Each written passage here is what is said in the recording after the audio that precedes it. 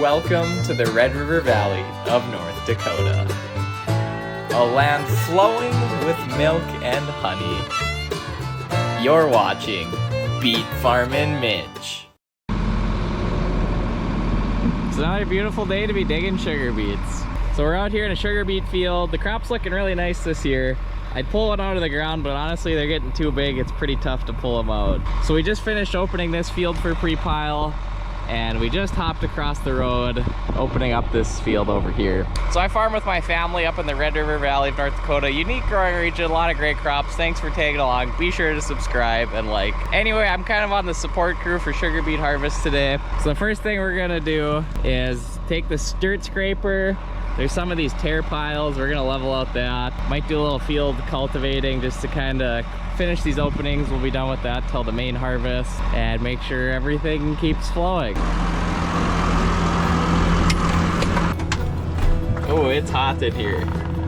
See how when I'm leveling dirt piles, you just lift it a little bit above the ground. And then you come up to a tear pile. It's basically just dirt, leaves, and small beets that get cleaned out at the piling site.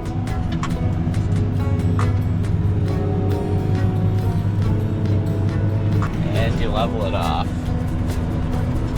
Not much to it. They're a little bit bigger than some years just because there's a lot of moisture in the ground right now, so that gets more dirt sent to the piler.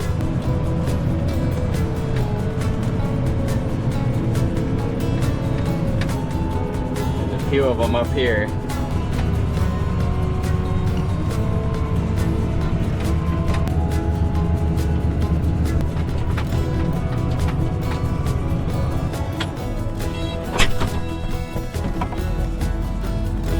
So I got the 435 with this little field cultivator on it. We're gonna go work some of these openings, and there's a couple other spots in this field we're gonna touch up.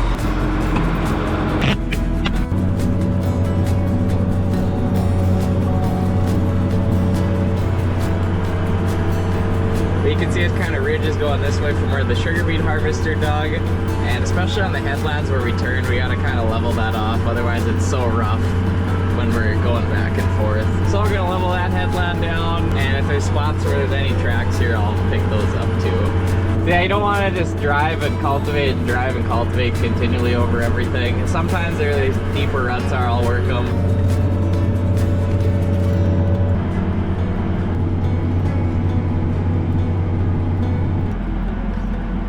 So this is the headland on the new field. I had to stop here because guys are dumping dirt, but you can see when we dig, the rows go this way, it's kind of ridgy and rough, and when you drive a truck crossways, it's really rough.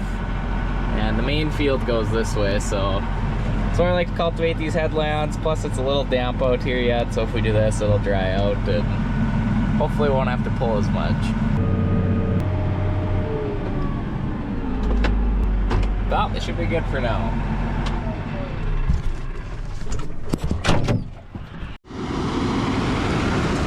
Trucks are coming back a little slow, but we're still getting something done. Suppose we could send the drone up and see what's going on over there again.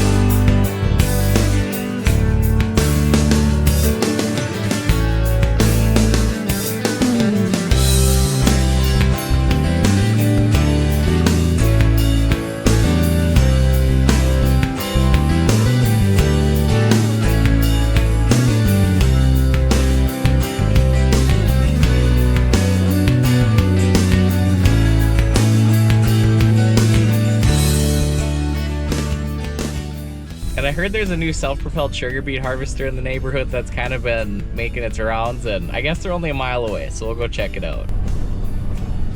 We got a fun surprise going on here, and we actually have the family that creates this machine. Hi guys, I'm super Vervaet. We're having Mitch today. He was close by. I sent him a message and asked if he wanted to come over. Yeah, so we can have a walk towards it. Call it the Vervaet Beet Eater XL25, so 25 tons bunker. Just a complete self-propel unit, the demo machine, so we tried to get couple of demos to show the people how it's really working.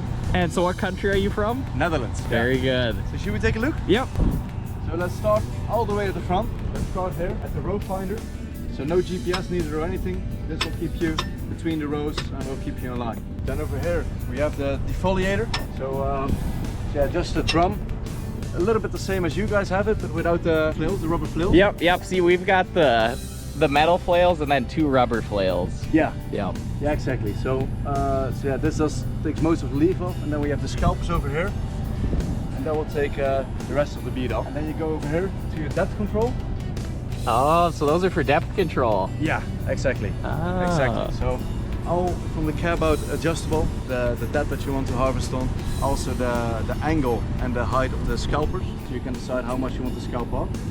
Now you here have these flails. It's the same as you have, but a little bit smaller, to get them actually on the harvesting shoes. And this is where it gets a little bit different than you guys, or the pull type machinery.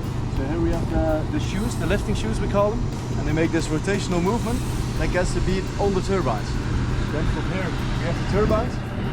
There's a lot of cleaning, very gentle, and go all the way through the... It's like we got a truck here, so... Yeah, you can see it. So how has he been loading the trucks? Does he go till he fills his tank? Yeah, so we're not really in a hurry right now, but normally you either have a cart or a truck next to you, and you can just drive and then unload while driving as well. Okay, So, yeah. So that all is no problem. I like how the boom is on that side, because that's how we do it for the trucks. Silly joke, but we say it's the right side, and it is on the right side. Yeah, it's on the right side. Yeah, I mean, that's how it used to be for all the self-propelled units. Everybody was back in the day right-sided. We had like 20 brands, and then at the end it was only us, AgriFact, on the right side, and then you had Homer, Grimmy, Ropa on the left side. And I don't know why they did it, but at that time they did it. And now we are the only ones left on the right side. A little bit. We walk next to it.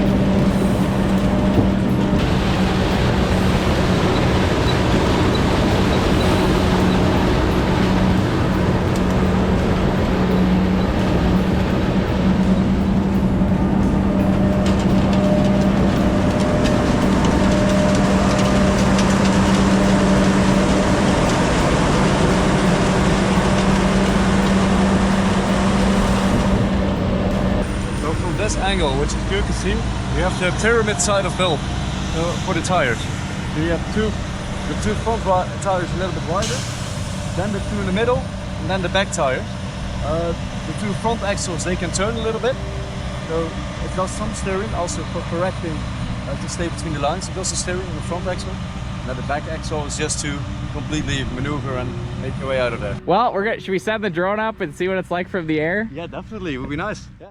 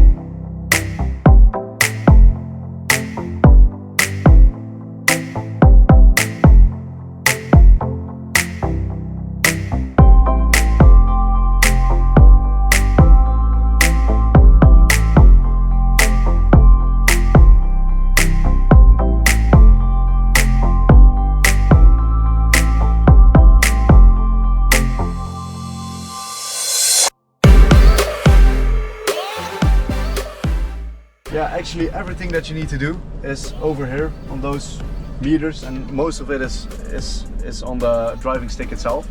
So harvesting, you have a standard position that you want to harvest in. So you press it down once, it goes down. If you press it twice, it will go harvesting as well. So then you turn on all the points. So here you have your boom. So here you can put it out, in. Here you put your boom on, and you can put it off as well. So everything is adjustable from here. Then you have the screen over here. I don't know if you can see it properly. Yep. So here you have the topper. You can change the RPMs on that to scalp a little bit more or less, or not scalp, but top. Yep. The dead wheels. Yep. You can also change the RPM of that. And then the turbines. So this is your harvesting turbines, your cleaning turbines 1 and 2, and then your cleaning turbines 3 and 4. All adjustable from the cab out, depending on the conditions, right? If it's really wet, you need a lot more cleaning, and when it's dry, it's a little bit better. So you can do that all from here. And then you can see, if you look over the machine, you can see everything that's happening. You can see how you're scalping, you can see if you need to go a little bit deeper, a little bit higher, your depth control. So yeah, there's just full control of what is happening in the machine, all in front of you.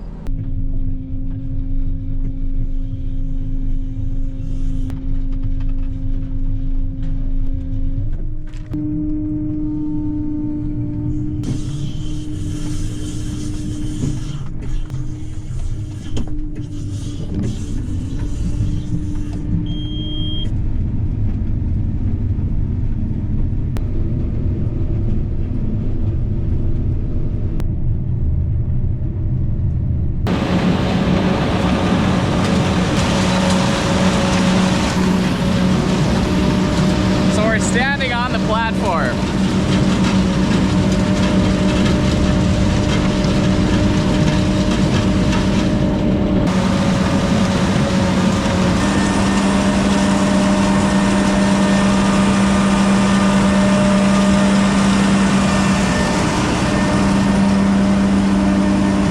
Mud scrapers.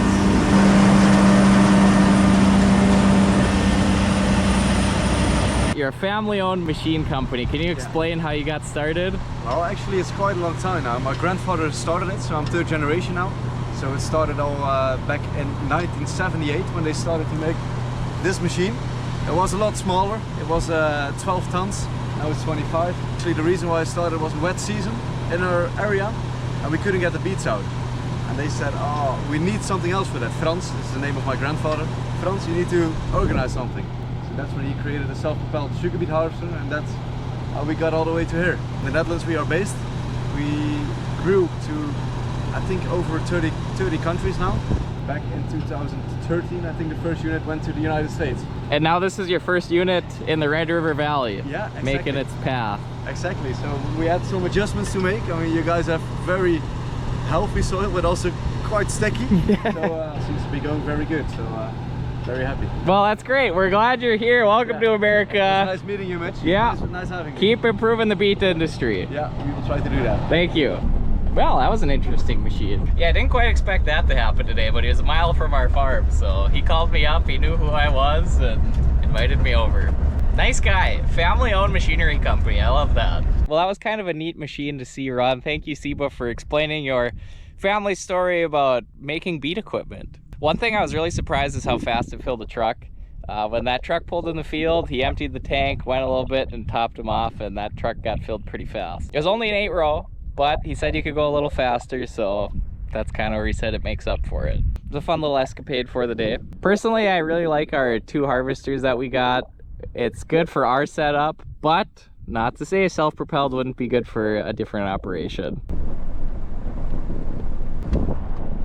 Well, the piling site closed, so that's all we got for pre-pile today, but we should be able to finish up all of our pre-pile, the whole pre-pile of the year, tomorrow. But I'm gonna be on my way home here, and I wanna show you our dry bean field. That's kind of the main thing. It'd be nice if we had more of that done, but we've had a lot of rainy weather this month. Haven't been able to get to as many of our pinto beans as we'd like to, but let's go check them out because they're kind of getting close.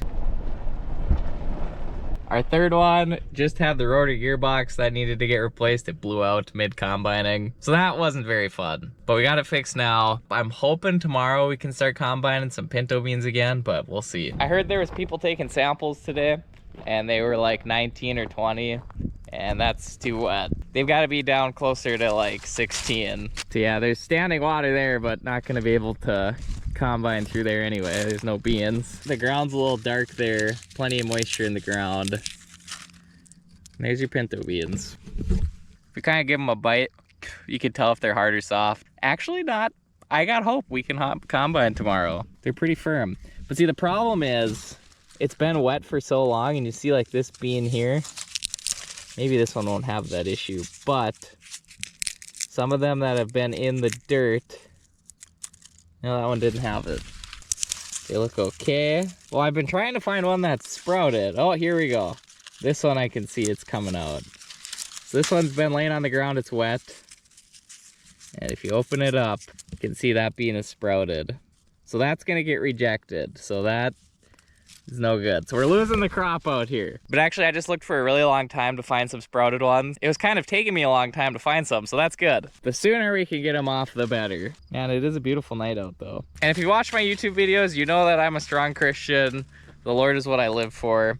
So I do my best to grow a good crop, do my best to market a good crop. And it doesn't always mean you're gonna have a good crop and good prices, but life is more than an abundance of possessions. And so I know if anything, whatever happens in this world, it's gonna be okay. And that is pretty sweet. Anyway, this is Beet Farmin Mitch. We're gonna be in pinto beans soon. We're kind of just ramping up to peak harvest. I was kind of hoping it'd be peak harvest now, but it got delayed a little bit with all the moisture. As always, thanks for watching. This is Beet Farmin Mitch. Don't forget to keep it sweet.